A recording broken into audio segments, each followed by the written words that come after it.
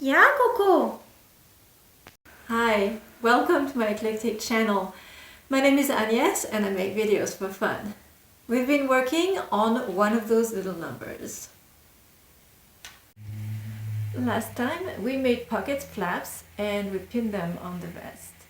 Alright, so I've done my due diligence, but now we need to embark on the part from which there's no turning back.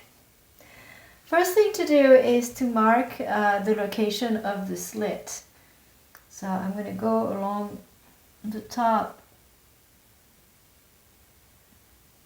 carefully. Mark that and then also mark the side.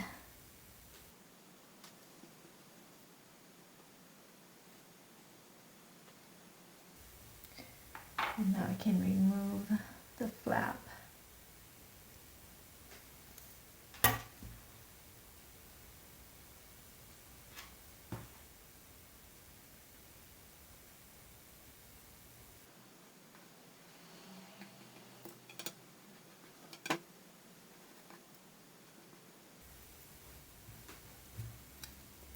I'll have to mark the other side the same way.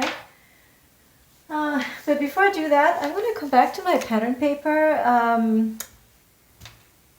in case I think this is useful. It's a princess seam fitted jacket.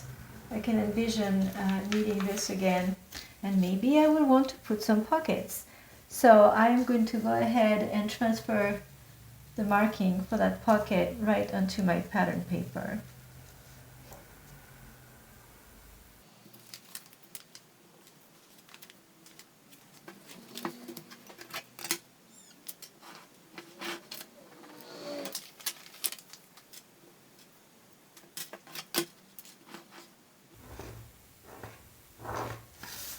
Alright, so this is where it gets complicated. I'm a little nervous because I'm going to be following the tutorial just step by step. I've watched several tutorials and I've watched this particular one, which I'm linking in the description, several times. So I kind of know where it's going, but it's so complicated that I have I don't have it all in my head. So I started by cutting just a bunch of rectangles. There is 4 rectangles that we need for the pocket welt, and I have pre-pressed them so they're actually folded in half and pressed so that the right sides are facing, like you put the wrong sides together and press them in half. Then I've also cut 2 rectangles of interfacing, one for each pocket, and they need to be the same size as one of your welts. And I had leftovers and they're a little longer, so I'm keeping the whole length. It's fine if it's too long, it's okay. And then I've cut some lining, and I've cut some of, again, the shell fabric. This is called a pocket patch. You need one for each pocket. And then there's lining, and then there's 2 more pieces of lining that we'll need that I have not cut yet. The tutorial I followed is not very specific on the exact size of the rectangles to cut. I think part of the reason is because for the most part that can be fudged, but for some parts it cannot. I'm Agnès from the future. I have finished welt pockets on my vest, and with the power of hindsight, I want to offer some guidelines before we begin. First, in terms of sequence of steps, what I'm about to show is just right.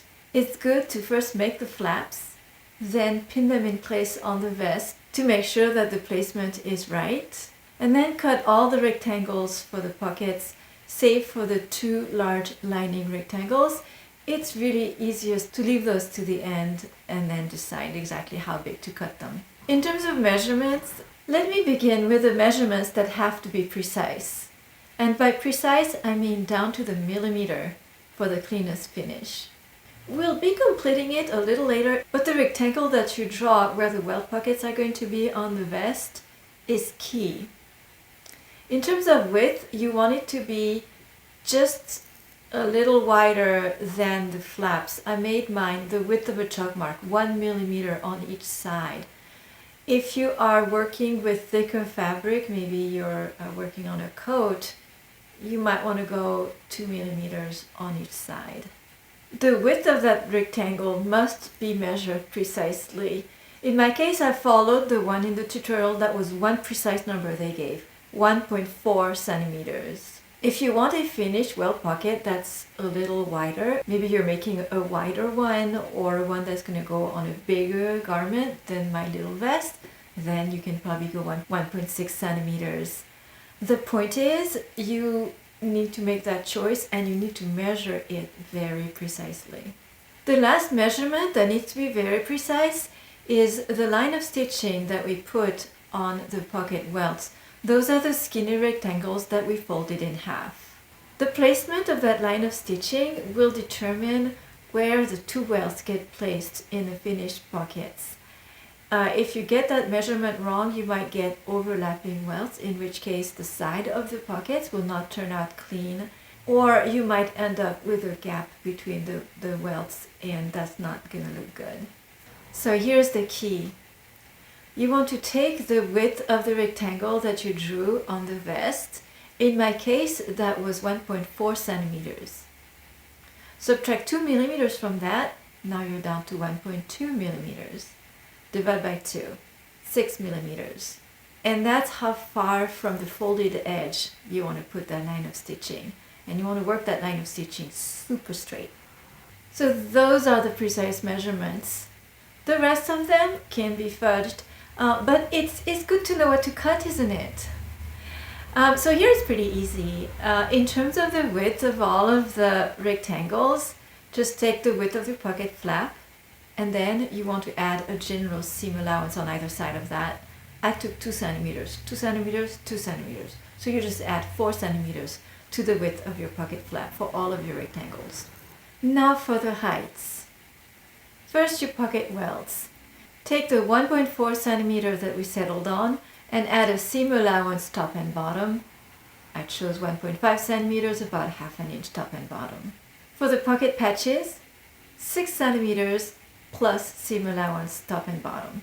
The 6 centimeters is from the tutorial and it works well, but it's not one of our precise measurements. The purpose of the pocket patch is to show whenever you use the pocket or open it a little bit, that fabric is going to show. So that's why they're made out of the fashion fabric. So you have some room. You can make them longer if you want to. Don't make them too short, otherwise there will be a seam with the lining fabric showing there.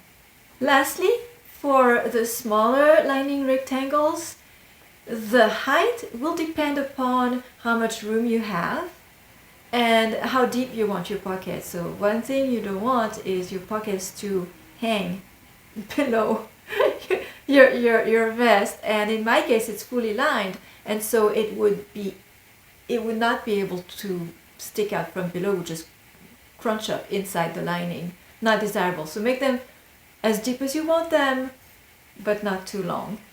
What I did was to just cut longer rectangles, and then I trimmed at the end as needed. And then, as mentioned, we'll have 2 more larger rectangles of lining, but we save that to the end.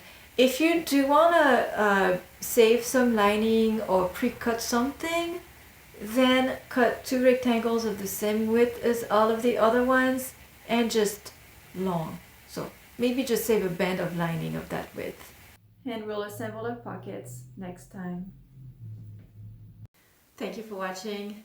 If you enjoyed this video, don't forget to give it a like and subscribe for more.